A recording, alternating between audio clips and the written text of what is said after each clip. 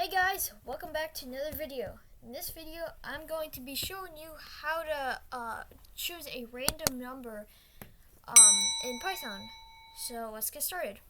I'm going to first, I'm going to import random, and this is importing a library that someone has already made and putting it into your code, because I will show you later why we have to do this. Now what we're going to do is we're going to make a variable, and we're going to make we're going to call it var because it's like random, random.randint, and then we select our range of numbers.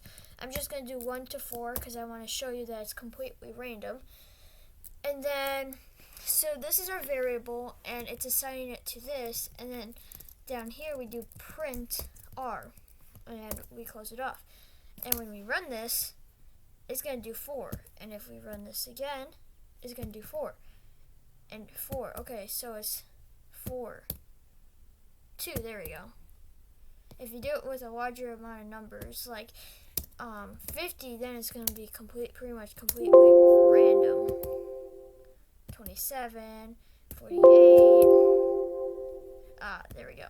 So yeah, I think that's it for the random. There's a little more to it, but this is just a really simple way how to choose a random number between 1 and whatever you want. Yeah, but thanks for watching, and we'll see you in the next video.